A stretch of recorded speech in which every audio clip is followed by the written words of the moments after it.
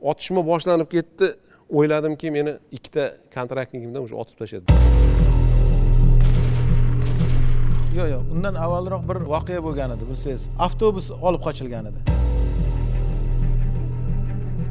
Yiqildim, shunday kallamni bunday ko'tarsam, o'sha yonimda yotgan kontraktnik bola aytayapti, o'rtak kattalikdan ko'zingizga o'q tegdi dedi. Bitta otishda bitta поражение beryapti-da. Qirg'izistonning postda turgan guruhini ular so'yib ketishgan adashmasam. 154-й отдельный отряд специального назначения Musbat.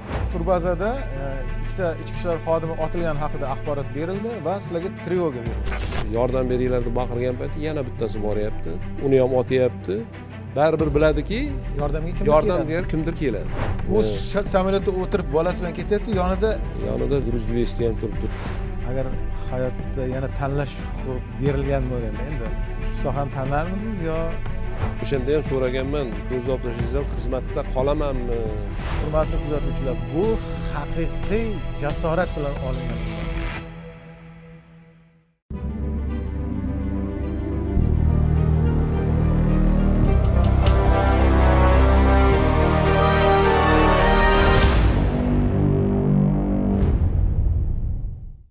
Amerika qurolli kuchlarining Karaksda amalga oshirgan amaliyotini professional maxsus kuchlar ofitseri sifatida qanday baholaysiz?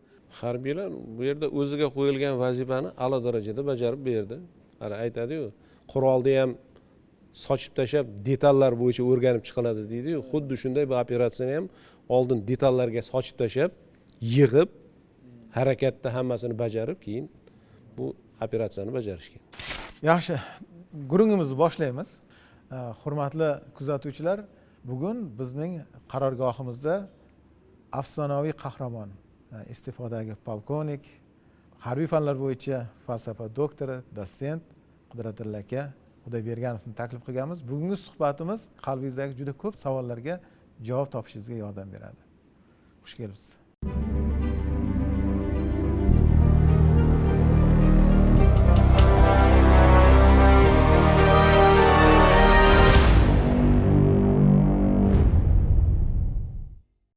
Adashmasam o'tgan yili O'zbek telefilm bilan Mudofaa vazirligi hamkorlikda Jaloliddin Qilichi degan serial ishlandida.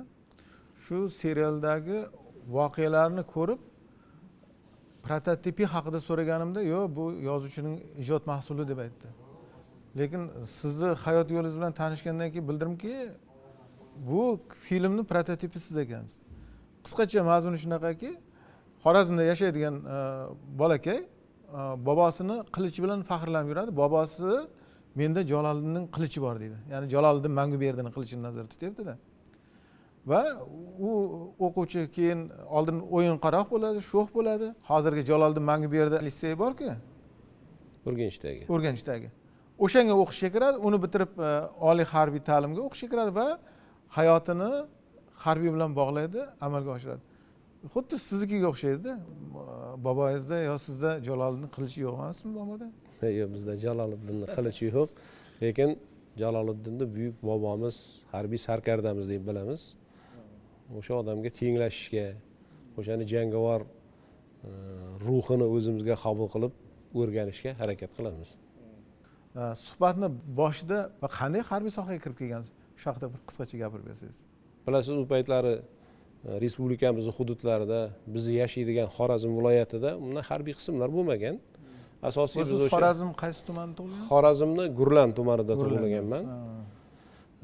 O'sha armiyadan kelgan yigitlarni, akalarimizni, tog'alarimizni, ya'ni o'sha furashkalarni kiyib, forma kiyganlarni ko'rib, endi u paytlarda armiyadan qaytganlarni kutib olish marosimi juda boshqacha bo'lardi. Juda boshqacha bir qiziqarli bo'lardi. O'sha paytda juda ixlos bilan qiziqib yetganmiz va 1988-yilda o'sha Urganchda joylashgan Suvorov maktabi deymiz, endi o'shanga o'qishga kirganman. Bitirgandan keyin распределение deyilardi o'sha paytda.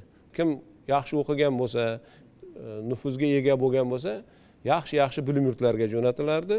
Suvorov maktablarini shunday imkoniyati bor ediki, oliy harbiy ta'lim muassasalariga imtihonsiz, faqat suhbat bilan va fizkultura topshirish bilangina qabul qilinardi. Liseyni bitirib keyin qayerga bordingiz? Litseyni tugatgandan keyin Kiyev oliy umumqo'shin qo'mondonlik bilim yurtiga o'qishga kirganmiz. Bu nechinchi yilga to'g'ri Bu keladi? 91-yilga to'g'ri kelyapti. Mustaqillik Mustaqillik arafasida. arafasida biz 28-27 iyul kunlari Kiyev shahriga borganmiz. Kiyev atrofida poligoni bo'lardi. Selo Staroye degan joyi bor edi. O'quv markazi joylashgan, poligon. O'sha joyga borib, bir oy o'sha karantin bo'lgan.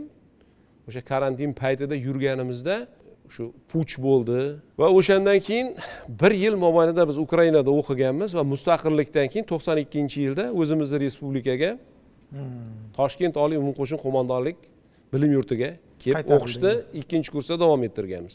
Va o'sha 91-yil, 92-yilga kelib Kiyev oliy umumqo'shin qo'mondonlik bilim yurtini tarqatib yuborishdi. O'rnida Ukrainani milliy gvardiyasini tashkil qilishdi-da, bilim yurtini o'zini Odessaga ko'chirib yuborishdi. Va o'sha payti biz bilan tahsil olayotgan butun Markaziy Osiyo, hozirgi Qozog'iston, Qirg'iziston, Tojikiston, Turkmaniston va O'zbekistonlik yigitlarni hammasi o'sha o'zimizni Toshkent oliy umumqo'shin qo'mondonlik bilim yurtiga kelib o'qishni davom ettirishdi. Oliy harbiy bilim yurtini tugatdingiz, keyingi jarayonlar qanday ketdi? 94-028 harbiy qismga xizmatga borganmiz. Bu harbiy qism Ozodboshda joylashgan edi. Mashhur harbiy Mashhur harbiy qism o'sha 15-brigada nomi bilan mashhur. guruhni asosiy bo'linmalaridan bittasi bo'lgan. Adashmasam bu harbiy qism Afg'onda ishtirok etgan Haqiqatdan ham ochilgan paytida buni maxsus musulmonskiy batalyon. Musulmonskiy batalyon 154-й отдельный отряд специального назначения Musbat deb aytilgan. O'sha batalyon birinchi bo'lib Afg'onistonga kirgan.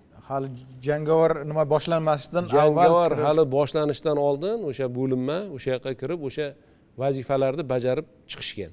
Bu siz mutaxassisingiz bo'yicha qaysi yo'nalish bitirgansiz?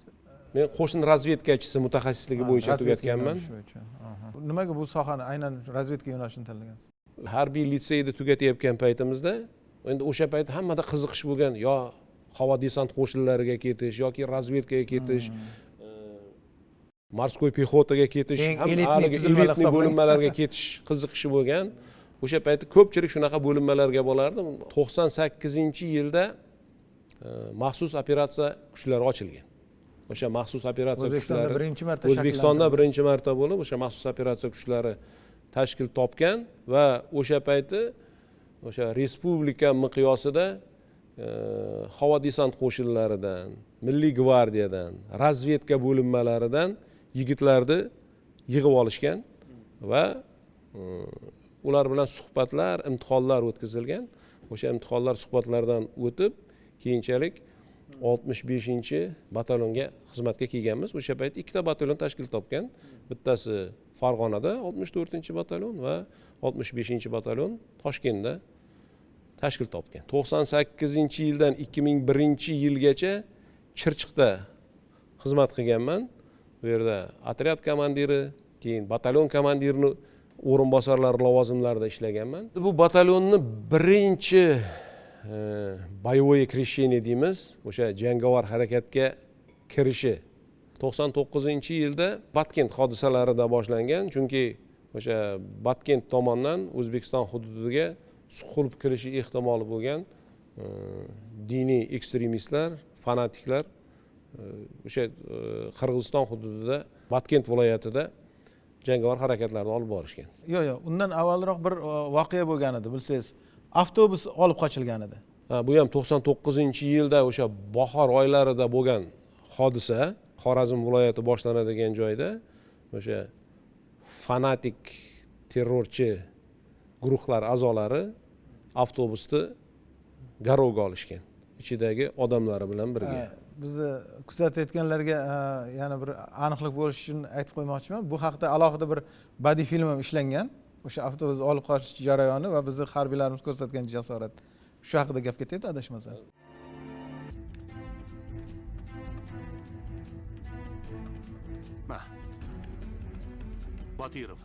Botirov, birinchi jangari seniki. Xo'p bo'ladi.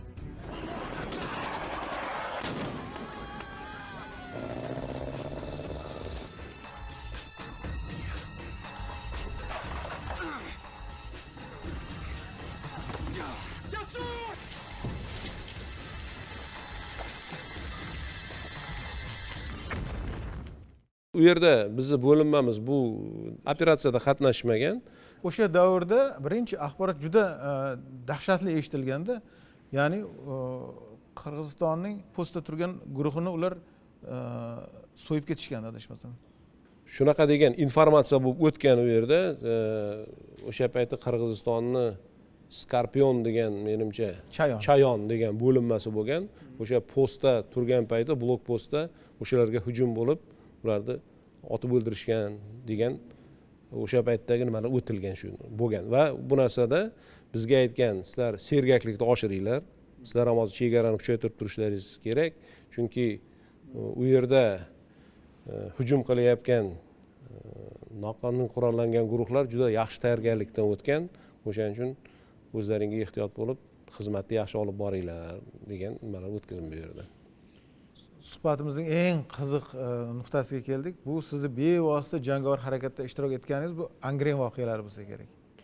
Xuddi shunday, shu Angren hodisalari Yangiobod hududida jangovar harakatlarda qatnashganmiz. Bu 99-yil noyabr oyiga to'g'ri kelyapti.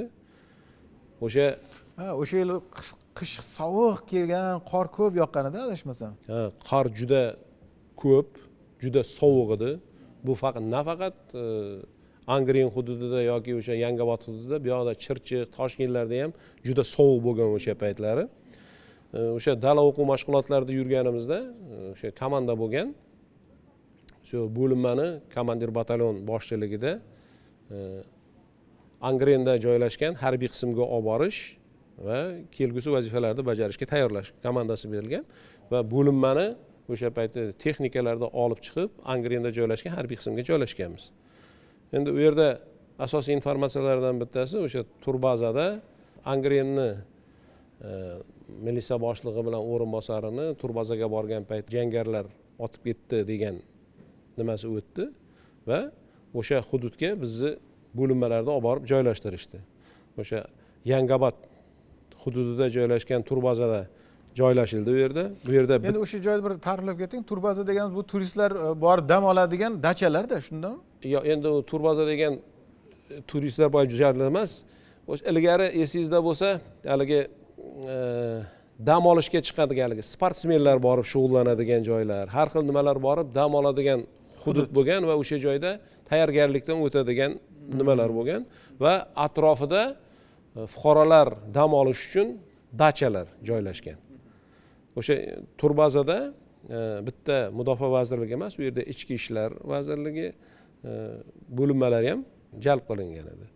Turbazada ikkita ichki ishlar xodimi otilgani haqida axborot berildi va sizlarga trevoga berildi. Bizga trevoga berildi. Endi biz boshida eshitganimiz shu bo'ldi. Keyinchalik o'sha bo'linmani olib keldida hammaga vazifa qo'ydi. Batalyon ikkitaga bo'lingan. Bittasi o'sha prochoskaga chiqib hamma yoqda aylanib keladi, ikkinchisi rezervda turadi. Ular kelgandan keyin bular almashtiriladigan o'shanaqa ikkita nimaga bo'lingan edi. O'sha vazifalarni bajarib 20-chislo kuni ertalab soat 4da o'sha Angrendan turdik va Yangiobodga texnikalarda bordik. Ertalab soat 8:30larda umumiy razvod o'tkazildi va razvodda har bitta bo'linmaga, har bitta guruhga vazifalar qo'yildi. Bu yerda vazifalarni polkovnik Berdiyev, hozirgi kunda general polkovnik, mudofaa vaziri ham bo'lib mudofaa vaziri ham bo'lib ishlagan, hozir nafaqada, batalyon komandirimiz Abdullayev vazifa qo'yishdi va vazifadan keyin meni guruhimni zaxirada olib qolishdi. Bo'ldi, sen dedi, o'sha to'satdan chiqqan vazifalarni bajarish uchun dedi, guruhingni olib qolasan dedi, qolganlar hammasi vazifa bajarishga chiqib ketadi dedi, vazifalar jo'natdi va biz 6 ta odam o'zim bilan turbazada qoldik va keyingi qo'yiladigan vazifalarni kutib o'tirdik. Soat 11larga kelib batalyon komandiri chaqirdi oldiga, aytdi, guruhingni olasan dedi, hozir dachalar joylashgan hududda prochoska qilib chiqasan dedi. Hozir dedi, kech payt turbazada saqchi turgan kursantlar, o'sha payti TVTUni kursantlari shu yerda saqchi, o'shani qo'riqlab turgan, ularni ham olib chiqishgan shu yerga. O'shalar ko'rgan ekan tushayotganligini dedi. O'shani aniqlik kiritasan dedi. Guruhingni oldi, chiq dedi. Hop, buyruqni oldim guruh bilan. Endi menimcha kursantlar yaqindan ko'rmagan, ular Yo, uzoqdan ko'rgan, o'sha turbaza bilan uni orasida endi menimcha tungi payt bo'lsa fonarlarni ko'rgan bo'lsa kerak. fonarlar bilan yoqib tushayotgan bo'lganda, endi qorong'ida endi ularda ham o'sha payti hozirgiday nima bo'lmagan, haligi tungi moslamalar, unaqa narsalar ularda ham bo'lmagan o'sha payti. Vazifani qo'yganda aytdi, sen to'g'ridan to'g'ri dachaga kirib borma dedi. Aylanib borib tekshir dedi o'sha tomondan dedi. Vazifani oldim. Shu borib dachalar joylashgan borga tushdim. Agar kim Yangiobodga borib ko'rgan bo'lsa, u yerda yonidan soy oqib o'tgan, tog'dan to'g'ri suv tushib turgan. Biz ko'prikdan o'tmadikda, o'sha yonidan soydan o'tib, yonidan aylanib bordik. Haqiqatdan ham o'sha ular ta'riflab aytgan joyga borganimizda izlar turibdi. Yuqoridan izlar tushib kelgan. O'sha izni ko'rsangiz, yuk bilan odam yurgan payti bossa og'ir bosiladi, xuddi shunday turibdi-da. Mana shu yerda ko'rinyaptiki, yana ko'rinyapti, bitta odam bosmagan buzga. Bu izni ustida yana iz bor-da. Lekin bitta izni ustidan bosilyapti. Bitta izni ustidan bosilyapti. Yuk bilan borligi ham ko'rinib turibdi. Keyin buni ko'rgan razvedkachisiz-da, darrov bunga e'tibor bergansiz. E'tibor qaratib, nima qildik, o'rgatilganlaridek va shu yerda ratsiya bor edi, ratsiya bilan batalon komandiriga chiqdim. Haqiqatdan ham aytganingiz joyda shunaqa izlar bor, o'tib ketishgan, lekin biz hozir hech kimni bu yerda ko'rmayapmiz. Endi ichkariga dachani kirib, prochoskani davom ettiramiz dedim. O'sha joyda 6 ta bola o'zim bilan ikkitadan hammani bo'ldim. Ikkitadan bo'lib kirdirib yubordim. Bo'ldi, davar ballar, qaranglar, izlaymiz dedik. Shunda kirib ketdik. Shunda kirib ozgina yurdik. Yurganimizdan keyin o'sha dachani uchastkoviga keldi. Ya bu yerda hech kim yo'q, hammasi joyida dedi. Hadi xo'p deb aylandik. Yana ozgina yurdik. Bizdan sal nariroqda MVDning bo'linmasining bolalari ham, ular ham prochoskada yurgan ekan, Qoplonning bolalari. Ofitser guruhi. 5-10 minut o'tgandan keyin men jo'natgan ikkita boladan bittasi yugurib keldi oldimga, o'rta katta leytenant dedi. Hozir biz kirgan joydagi sal nariroqda nimada dedi, dachani ichida qora kiyimda yurgan birovlarni ko'rdik dedi. Bo'ldi, shu yerda to'xtatdim, so'ddim, guruh to'xtatdim, orqaga qaytamiz dedim. O'sha dachani tekshirib chiqamiz. Kirdik, dachani o'rab oldik. Birinchi dachani o'rab oldingiz. Dachani oldim, qo'ydim mana shu yoqda, agar nima bo'ladigan bo'lsa qochib ketmasin, nima deganlarida qurollar bilan. Ikkita odamga aytdim, shu yerda va ikkalang kirasanlar dedim. Yunusov, praporshik Yunusov edi, Otabek Xudoyorov. Ikkalasini kirdirdim dachani ichiga. Ular kontraktniklar? Kontraktniklar ular ham, ha. Aytdim, dachani kiringlar dedim, ko'rib chiqasizlar dedim. Bo'ldi. Shunday eshikni ochdi, shunda ichkariga kirdi. Ichkariga kirgandan keyin haligi ovoz chiqdi, Allohu akbar degan va otishma boshlanib ketdi. Shunda otishma boshlangandan keyin men o'sha turgan joyimda, shunday o'zim turgan joyda otish holatini qabul qilib yotdim. Yonimdagi serjant meni yonimda yotdi. Kakrat biz yotgan joyda oldimizda sim to'silgan setkani oldida живой izg'irit qor bilan to'lib yotibdi. Hech narsa ko'rinmaydi. Endi yana bizning formamiz qanaqa? Hozirgi dojdik, haligi germanskiy formalar bo'lardi. Haligi oq ustida tursangiz, qop-qora bo'lib ko'rinib turadi. Ya'ni oyog'imizga qora etik, ustimizda haligi maskirovочный nima ham yo'q. Qurollarimiz avtomat. 4 ta magazin bilan, yana bitta BK o'zimiz yonimizda bor. 2 ta granatamiz bor, bitta F1, bitta RGD5. Otishma boshlanib ketdi. O'yladimki, meni 2 ta kontraktnikimdan o'sha otib tashladi deb o'yladim. Men ham o'sha nimaga qarab otishni boshladim. Yon tomondan bu yoqda biz yigitlar, men bergan 2 ta bola otyapti, bu yoqdan men otyapman. Orasida endi biz ularga aytyapmiz, "O'y, taslim bo'linglar. Qurollaringizni topshirib chiqinglar. O'ralib oldinglar.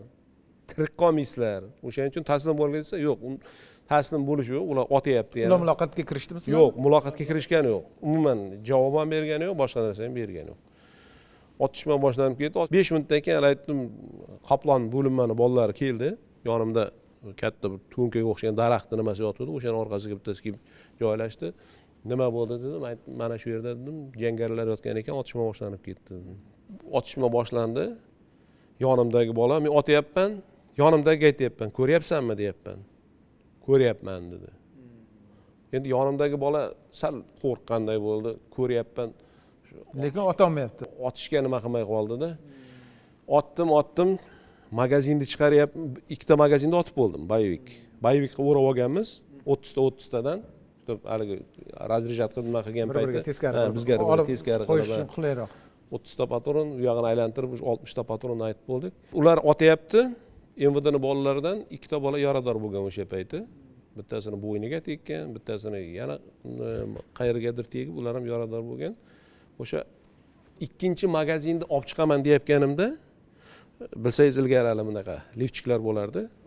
Razgruska deyiladi, mana yerda old tomonda 4 ta nimaga mo'ljallangan. Uni keyin yana granata soladiganlar ham bor. Endi o'shaning ichiga haligi magazinlarda ham tiqib qo'yganmiz, tushib qolmasin deb, yugurgan payti boshqa kelgan deb. Shuni tortib chiqaraman deyapman, chiqmayapti. Tortib chiqaraman deb shunday tortaman dedim. Orqamdan kuvalda bilan urganday bo'ldi bu narsani. Keldim, o'zimizga orqamdan kelib urdim, shunday yiqildim, shunday kallamni bunday ko'tarsam, o'sha yonimda yotgan kontraktnik bola aytayapti, o'rta kattalikdan ko'zingizga o'q tegdi dedi.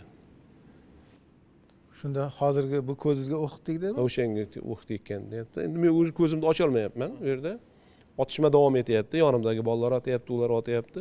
Keyin yonimdagi o'sha Qoplonning bolasi, Karimov familiyasi, o'sha bola meni sudrab tashqariga olib chiqib ketdi.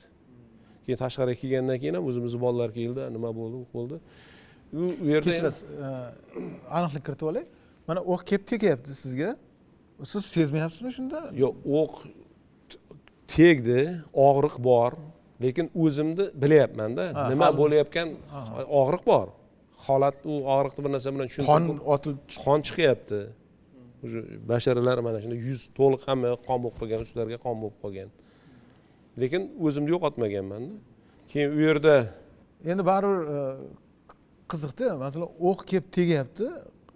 Odatda endi bosh qismga tegilganda o'q nima deydi? Hayot uchun juda xavfli-da.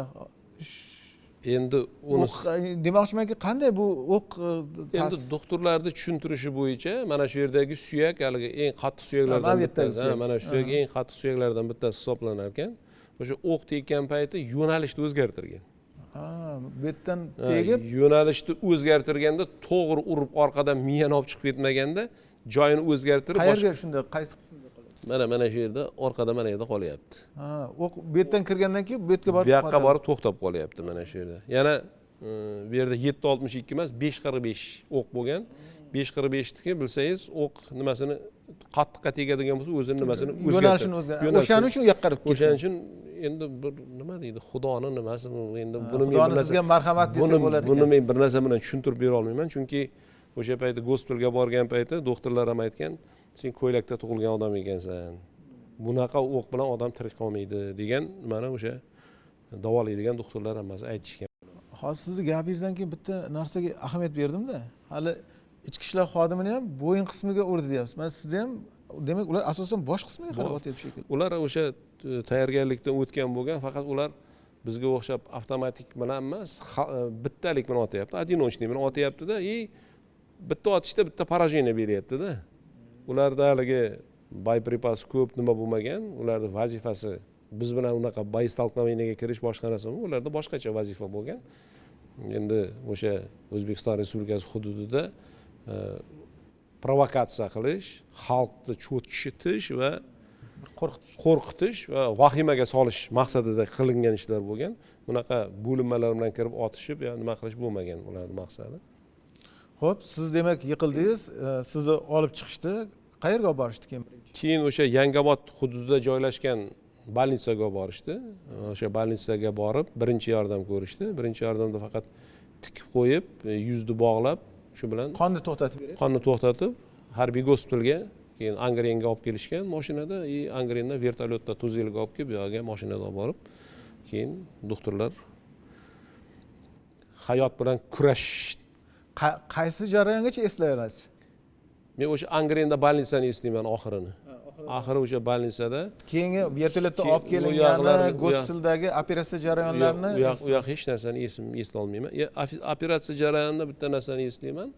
O'sha ko'z doktori Faxriddin aka aytayapti, shu ko'zingni olib tashlaymiz. Ko'zni olmasak bo'lmaydi, ikkinchi ko'zga ham ta'siri bor degan gaplar esimda. sizdan endi rozilik so'rayapti-da shunaqa. O'shanda ham so'raganman, ko'zda olib tashlasangiz ham xizmatda qolamanmi degan savol berganman-da unga. Hayotim qanday degan savol berish bo'lmagan o'sha. Shunaqa degan savol. Men qanday ko'raman emas, xizmatda qolamanmi deb so'raysiz. Qolamanmi degan savolni berganman o'sha paytda ham. Yaxshi, keyinchalik eshitgan bo'lsangiz kerak, operatsiya qanday davom etgan? Mana sizni ikkita harbiy xizmatchi ichkariga kirdi. Ularga nima bo'libdi? Otishmalar qanday tugadi? Keyinchalik bilsam, u harbiy xizmatchilar o'sha otishma boshlangandan sirazu orqaga eshikdan qaytib chiqishgan. Ha, ular orqaga qaytib chiqishgan. Va o'sha bu yoqdagilar bilan otishmani davom ettirgan va u otishma shu soat 4-5 largacha davom etgan. 11 da boshlangan otishma. 11 da boshlangan otishma kech 4-5 largacha davom etgan. Chunki ular dachani ichini barikada qilib olishgan ekan. Hamma oldiga stollarni chiqargan, nimalar bo'lsa hammasini qo'yib, shunday qilib barikada qilib olishgan ekan. Shunda faqat bitta dachada bo'lganmi ular? Yoki uni atrofida yana bo'lgan? Keyinchalik bilganmiz, shuki u dachalardan o'tirib ham bu tomonga jangarilar o'q otib o'tirganini keyinchalik bilganmiz biz. Ha, sizlar bilan otishma bo'layotganda ikkinchi dachadan ham ikkinchi dachadan biz tomonga otishgan, biz uni bilmaganmiz, biz faqat shu dachada bo'lgan deb o'ylaymiz. Oradan bir kundan keyin bizni o'sha bu operatsiyamiz tugab bo'lib, o'sha bu yerda Ichki ishlar vazirligi Qoplon bo'linmasi ofitserlari, o'sha maxsus bo'lim ofitserlari o'sha ikkinchi dachadagi boyviklar bilan otishma bo'lgan. O'sha otishmada 3 ta bola halok bo'lgan, 2 ta 3 tasi yarador bo'lgan, lekin oxiri ularni ham hammasini yakson qilishgan. Ulardan necha kishi bo'lgan? Bunisida biz otishma qilganning ichida 3 ta bo'lgan. Demak, birinchi dachada 3 ta bo'lgan, narigisida 6 ta bo'lgan. Ular hammasi o'ldirilgan. Hammasi o'ldirilgan. Ular hech qaysi haligi tiriklayin taslim bo'lgani yo'q. Ular bilan otishma bo'ldi, faqat o'sha otishmada. Keyin shaxsi aniqlandimi? Kim ekan ularning rahbari yo bo'lmasam ularning ichida kimlar bor? Endi o'sha paytda aytishdi, ularning rahbari da Karis bola ekan. Karis o'sha fanatichni berilib, o'sha dinga berilib, namoz o'qib, soqol qo'yib, shunday qilib Karis ekan. Karis deyishdi. Endi o'zimiz ko'rganimiz yo'q uni, shunaqa nima bo'yicha. Men adashmasam, u guruh ikkiga bo'lingan bo'lgan-a. Bir guruhi Bo'stonliqqa o'tgan deb eshitgan edim. Shundaymi yo boshqa voqea? Yo'q, bu boshqa voqea. Bo'stonliqqa o'tgan bu o'sha 2000-yilda yozda bo'lgan hodisalar ular. Bu yoqda Sarasiyada jangovar harakatlar bo'layotgan payti chegarachilar bilan otishma bo'lgan. Bu 2000-yilda bo'lgan hodisalar bular. Siz gospitaldan chiqdingiz. Demak, ko'zingizni almashtirdi. Hozir bu ko'z almashgan ko'zi? Almashgan bu, o'zimni ko'zim emas bu. Qarang, ko'zni almashtirdi. Keyin sizni harbiyga olib qolish masalasi kun tartibiga chiqib qoladi. Endi o'sha paytda menga vrachlar aytdi, bo'ldi, seni komissovat qilamiz, statiya bo'yicha sen to'g'ri kelmaysan degan narsani aytishdi. Men keyin o'sha maxsus operatsiya kuchlari bo'linmasiga o'sha paytda Telimbayev Akram Marsich boshliq isполнять qilib yurardi. Abdurazakov kadrovik edi. Men ularga murojaat qilganman, batalyon komandiri orqali. Ariza yozib bergan. Ular aytishgan, menga ariza yoz, mudofaa vazirining nomiga degan. Men mudofaa vazirining nomiga ariza yozganman. Nima deb yozgansiz? Meni xizmatda olib qolishingizni so'rayman. Ha, aynan maxsus operatsiya kuchlarida xizmatda olib qolishingizni so'rayman degan arizani yozganman. Ular nima deb yozishni aytib turishgan, men yozib berganman. Mana shuni hozir shu hozirgi kungacha ham o'sha shaxsiy jildimning ichida o'sha bildirgilar hammasi turibdi. Tepasida o'sha vazirni rezolyutsiyasi turibdi. Vazir o'sha payti general polkovnik Tursunov Hikmatulloh Qo'chqarov edi. Katta rahmat. O'sha odam olib qolganda meni xizmatda. O'sha payti yozgan. Nima degan? Masalan, o'zi meditsina xulosasiga ko'ra mumkin emas. Qanday aytgan? Tepada yozgan "Он достоин служить" deb yozganda. Bu nimalar bo'yicha qolgan vazirlarda ham nimasiga kirib chiqaman. Qodir G'ulomov vazir bo'lgan payti bu vazifa savol bo'yicha Qodir G'ulomov bu akademik shoir G'ofur G'ulomning o'g'li-da. O'sha o'g'li, o'sha ham u odam ham vazir bo'lgan. U odamni ham suhbatiga kirganman. U payti bizning brigada komandirimiz general-mayor Berdiyev edi. O'sha paytda operatsiya paytda general-mayor edi, brigada komandiri edi. O'sha odam bilan birga kirganmiz, vazirning oldiga olib kirgan meni. O'shanda vazir mana siz bilan o'tirganda shunday o'tirib, biz u to'g'rida o'tiribdi. Bu yerda general Berdiyev, men yonida o'tiribman, shunday aytayapti. O'g'lim, men tushunaman. Sen hozir menga men xizmat qilaveraman, men tayyorman degan gaplarni aytasan. Lekin seni bunga sog'lig'ing to'g'ri kelmaydi-yu degan gaplarni aytganda, men deganman, hurmatli vazir, xizmat qilaman. Men o'zimni boshqa bo'linmalarda ko'ra olmayman. Shuning uchun shu yerda olib qolishingizni ruxsat beraman. General Berdiyev aytgan, agar ruxsat bersangiz dedi, MOKni o'zida bazaga o'tkazamiz buni degan gapni aytdi. Mayli bu narsani ko'rib chiqinglar, mayli xizmatda qolsin deb o'sha payti Qodir G'ulomovni qoldirganda, ha undan tashqari sen baribir kelajakda yana akademiyada ham o'qiysan-ku degan savol bergan. Men aytdim, xuddi shunday hurmatli vazir, men o'qiyman akademiyada deganman. Keyin o'sha 2005-yilda ariza yozgan paytimda o'sha vazirni nomiga yozganman. O'sha aytib, bo'ldi, men esimda bu bolaga men va'da berganman deb o'sha rezolyutsiya qo'yib bergan. Lekin baribir men Mudofaa vazirligining rahbariyatiga tashakkur aytaman. Mana shunday qahramonlarni qo'llab-quvvatlagani va nima deydi, ularning istaklarini inobatga olganligi uchun. Shunday. Mana hozirgacha ham mana vazirligimiz Chunki o'zingiz aytyapsiz-da, birinchi savolim ko'zingni olaman, xizmatda qolamanmi deb so'radim deyapsiz. Shunday. O'shaning uchun Mudofaa vazirligi rahbariyatiga juda katta rahmat. Ular nima deydi? Мы своих не бросаем deydi-yu. Xuddi shunday mana polkovnikgacha xizmat qilishimda olib qolishdi.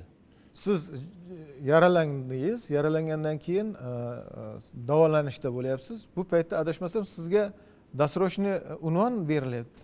O'sha gospitalda yotgan paytimda досрочный kapitan unvoni berishyapti. Xursand bo'lib kapitanni nima qildik.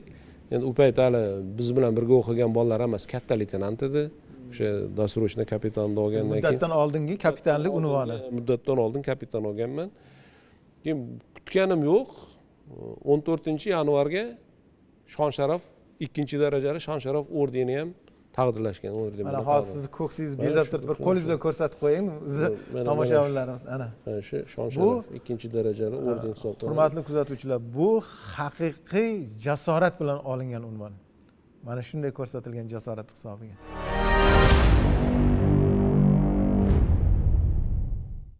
Bu yoqda Sarosiyada jangovar harakatlar bo'layotgan payti chegarachilar bilan otishma bo'lgan. Bu 2000-yilda bo'lgan hodisalar bular. Bu jarayonda ham ishtirok etganmisiz? Yo'q, men 2000-yildagi jarayonda ishtirok etganim yo'q. 2000-yilgi jarayonda bizning batalyonimiz Sarosiyaga jangovar harakatlarga qatnashgan. O'sha Sarosiya jarayonlarida ham ishtirok etdingiz demak. Yo'q, Sarosiya jarayonlarida men o'zim shaxsan qatnashganim yo'q u yerda. Men Sarosiya jarayonlarida asosiy o'sha jangovar harakatlarda qatnashib qahramonlarcha halok bo'lgan yigitlarni uylariga Gruz 200 da o'rislarda aytganidek Gruz 200 deyiladi. Endi bu Gruz 200 desak bir nima bo'lmas. O'shaning uchun o'sha jangovar harakatlarda qahramonlarcha halok bo'lgan yigitlarni uylariga jo'natgan, olib borganman. Eng og'ir vazifa sizga yuklangan ekan. O'sha eng og'ir vazifalardan bittasi bo'lgan. O'sha birinchi bo'lib, o'sha 4-avgust kuni leytenant Sadinov Sayyor rahmatlarni olib kelishgan. O'shanda Samarqand avtomobil bilim yurtini kursantlari bilan o'sha nimaga olib chiqqanmiz, Boxoringa. O'shanda eng yomoni nima, o'sha ota-onalarni oldida o'g'lini olib borgandan keyin savol berishadi-da. Nimaga meni o'g'lim degan savolga javob berish juda ham qiyin masala. Yana bitta hodisa ko'zimning oldida hali ham esimdan ketmaydi. Qahramon Madalimov. O'sha batalyonda feldsher bola edi. Bu ham yordam ko'rsatishga borayotganda o'sha 4-shizto kuni otishma bo'layotgan payti hali afganskiy variant degan narsani eshitgan bo'lsa, bu endi keyinchalik biz ham bilganmiz nima ekanligini afganskiy variantni. Shuni tushunarli bo'lish uchun batafsil aytib bering, nima bu? O'sha hodisa qanday? Bitta bolani yarador qilishadi. Harakatlarni to'xtatib qo'yadi. Mana bizda o'sha birinchi yarador bo'lgan G'aniyev Farg'onalik yigitimiz o'sha bolani yarador qilishgan. U o'sha yordam beringlar deb baqirgan payti yana bittasi boryapti. Uni ham otyapti. Mana shunday qilib yordam kelganda nima qilib yordam berishga kelganlarni otyapti-da. Baribir biladiki, yordamga kimdir keladi. O'sha narsalarni bizga hech kim o'rgatmagan, biz bilmaganmiz. O'sha narsalarni o'zimizni nimamizda ko'rganmiz-da. Qahramon Mamadaliyev ham demak yordamga borgan-da. Qahramon Mamadaliyev ham u feldsher bo'lganda, o'zi feldsher bo'lib o'sha yordam berishga borgan. Uni ham o'shanda nima qilishga otishganda. Mana shu holatni batafsil aytib bering, chunki men eshitishimcha samolyot ular olib kelgan paytda olib ketilayotgan payt uni ayolini ham chaqirishganmi? Qahramon Madaliyevni ayolini ham ularni endi o'sha bortlarda hammasini Tuzelga olib kelishgan. Menga komanda berishgan vazirlikdan. Oilalarini ham hammasini vodiyga jo'natib yuborish kerak degan. O'sha payti borganman. Qahramon Madaliyevni turmush o'rtoqlari o'sha Chirchiqda yashardi. Pobeda degan joyi bor. Agar Chirchiqda bilsangiz, o'sha joyga uyga borib, bitta farzandi qo'lida edi, ikkinchisiga homilador edi. Ha, o'sha payt homilador. Homilador edi. O'sha samolyotga kelyapti, ular ham endi o'sha endi o'shalarni jo'natish kerak, o'sha samolyotga chiqarib jo'natish kerak bo'ldi. Men olib keldim, o'zim kuzatganman ularni hammasini samolyotga chiqarib. Endi o'sha payti nima deb aytasiz uni? Mana ering shunday bo'ldi demaysan, o'sha u samolyotda o'tirib bolasi bilan ketyapti, yonida 200, gruz 200 ham turibdi. O'sha aytganda qahramonlarcha qarab. Jasadi ham bor, lekin hali bilmaydi. Hali bilmaydi. Uni o'sha uyga borgandan birga uchildi. Birga uchildi. Shunday qilib birga uchirib, shunday qilib jo'natib yuborganmiz. O'shanday qilib o'sha Samarqandga, Sirdaryoga eng yomonlardan bittasi o'sha Sirdaryoga Salimov Alisherni olib borganimda onasi yig'i-sig'i qilib aytayapti, "Ты кого мне привезла?" deyapti-da menga. Shunday holatlar ham bo'lganda, o'shaning uchun aytamanki, o'zim shu yoqda jangovar harakatda qatnashganim yaxshi-da, chem bunday qilib o'sha yigitlarni, qahramonlik ko'rsatgan yigitlarni uyiga olib borib, ota-onasini oldida bir noqulay holatda turgandan aholi, jamoatchilik bilan ijtimoiy tarmoqlarda ko'ramiz endi shunaqa voqealarni, masalan, Rossiyada ko'rsatishadi yoki boshqa davlatlarda. Men izohlar o'qiyman-da, kommentlarda yozadiki, mana shunday qahramonlar bor, bizda ham shunaqa qahramonlar bormi, unaqa bunaqa. Bizda unaqa qahramonlar juda ko'p. Mana bizning ro'paramizda ana shunday qahramonlardan biri o'tiribdi. Lekin afsuski biz mana shu qahramonlarni xalqimizga ko'rsatib bera olmaymiz-da. Ularning qahramonligini. Buning ustiga bizning qahramonlarimiz o'zi juda ham bir tortinchoq, o'zlarini bir ko'z-ko'z qilishni ham istamaydigan qahramonlar. Lekin sizlarga katta rahmat. Shu xalqimizni, yurtimizni tinchligini saqlab, shirin jonini fido qilgan yigitlarga va mana shunday qahramonlik ko'rsatgan har birlaringizga alohida minnatdorchilik bildiraman. Sariy Osiyo voqealari tugadi. Siz xizmatga endi qayerda davom ettirdingiz? Yana o'sha maxsus operatsiya kuchlaridan keyin yana baribir o'sha maxsus vazifa bajaradigan bo'linmalarda olib qolishyapti bu yerda xizmatda. Keyin u yerda 2007-yildan 2011-yilgacha Toshkentda xizmat qilganman. Keyin 2011-yildan 14-yilgacha Farg'ona brigadasida, u ham o'sha terrorizmga qarshi kurash korpusining brigadasi, u ham maxsus brigada bo'lgan. Eng katta brigadalardan bitta, o'sha vodiy tomonda nima qiladigan. Va 2014-yilda o'sha mudofaa vaziri general polkovnik Berdiyev unga suhbatga kirib chiqqanidan keyin aytgan, endi bo'ldi, endi seni yoshlarga ta'lim berishing uchun Toshkent Oliy umum qo'shin qo'mondonlik bilim yurtiga o'tkazamiz deb o'zi vazifa qo'ygan. O'sha endi tajribani kursantlarga o'rgatsin deganda. U yerda katta o'qituvchi, sikl boshlig'i, kafedra boshlig'i lavozimlarigacha xizmat qildim. Mudofaa vazirining o'rinbosari general mayor Qarshiyev bilan shu armiyadagi ma'naviy, ma'rifiy ishlar, uni samaradorligini oshirish borasida ko'p bahslashib qolamizda. Xususan oliy harbiy ta'lim, u yerdagi kursantlar o'qish jarayonlari bo'yicha. Shunda ular menga bir marta aytdi, mana siz yuridik institut bitirgansiz. Yuridik institut kimni tayyorlaydi? Yuristlarni. Milliy universitetda jurnalistika fakulteti kimni tayyorlaydi? Jurnalistlarni. Bizning oliy harbiy ta'lim muassasalarimiz jangchi tayyorlaydi. Biz jangchi tayyorlashimiz kerak. Ertaga yurtga daxl bo'lganda jangchilar chiqadi. Ular nechta tilni bilar ekan deb o'tirmaymiz. Dushmanni kerak bo'lsa shu boshini uzib oladigan jangchi kerak degan bir fikrlar aytganda. Hozirgi kunda biz kursantlarni tayyorlashda ilg'or xorijiy armiyalarning tajribalarini o'rgangan holda kursantlarni tayyorlayapmiz, bo'lg'usi ofitserlarni. Hozirgi kunda oladigan bo'lsak, haligi psixologik nimalar ochilgan, palasalar ochilgan, har xil nimalar ochilgan. Mana ilgari otishga boradigan bo'lsa yoki texnikalarni haydashga boradigan bo'lsa, shunday texnikani haydalib, oldida haligi chuqurga tushib, bunday qilib kelib, bo'ldi bajardi degan yoki otsa faqat bir tomonlama otish bo'lardi, mishenga tegib, "O 5 ga otdik" deb kelaverardi. Keyin aytdik, "To'xtanglar, bunaqasi bo'lmaydi. Biz ularga shunday narsa yaratishimiz kerakki, bizni harbiy xizmatchilar sezsin, shu u tomonda faqat mishin turgani yo'q, dushman turibdi u tomonda.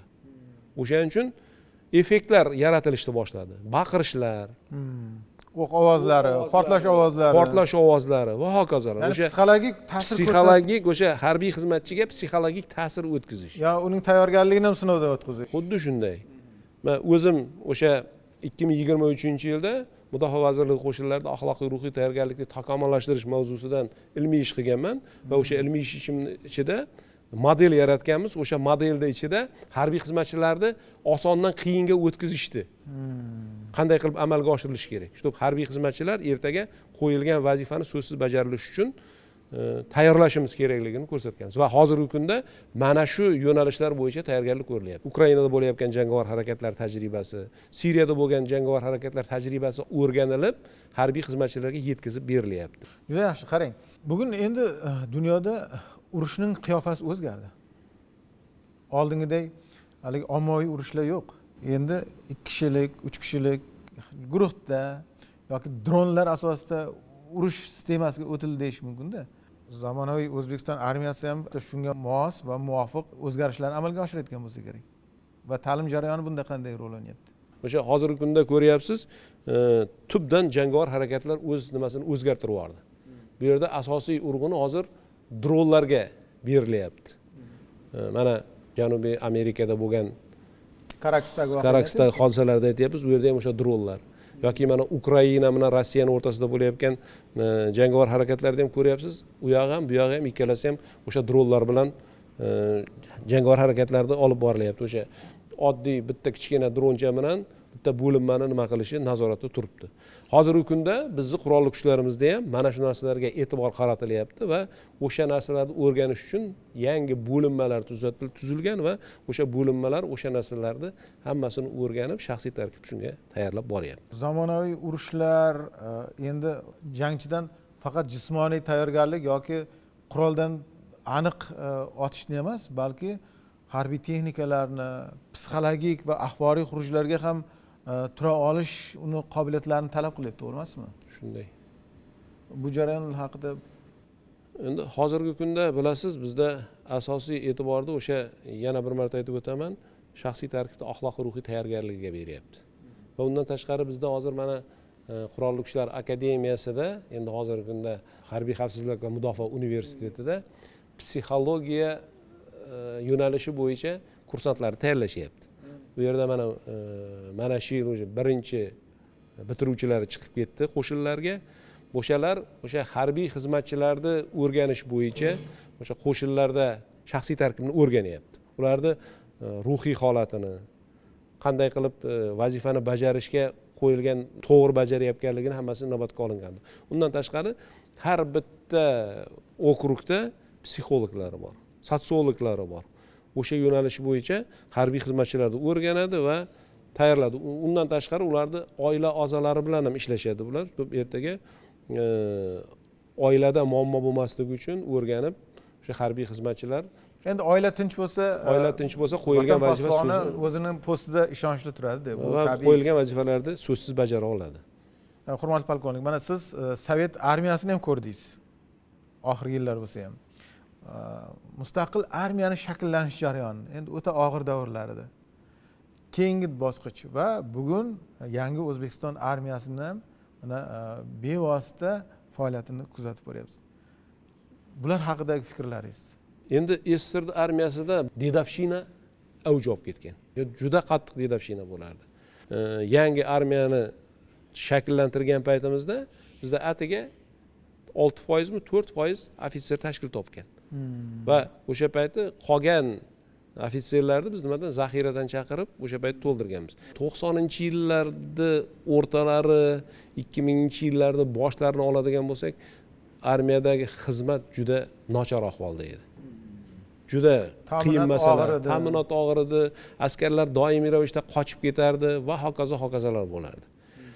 Hozirgi kunda oladigan bo'lsak, xizmat bu sharafga aylandi. Hozirgi zamondagi xizmat, bu armiya hozirgi ko'rinishi juda ham bir xizmat qiladigan zamonda hozir. Juda ham yaxshi xizmat. Hamma sharoitlar yaratilgan. Kazarmalarga kirsangiz, mana akademiyada yurgan paytimizda Oddiy stoloviyni qarang, restoranda Restoranda bu yerda outsourcing. Ilgari ovqat biz paytimizda mana faqat o'zlaringiz kartochka kartochka tozalashdan ham battar faqat cho'chqa o'g'ishib berardi. Bu sendan so'ramasdi, sen yeysanmi uni, yemaysanmi, boshqa narsa. O'shanaqa narsalar edi. Hozir mana chet ellardan kelishadi bizga. O'sha SNG davlatlaridan ham keladi. Uzoq chet eldan ham kelishadi, o'sha ko'rib ketishadi.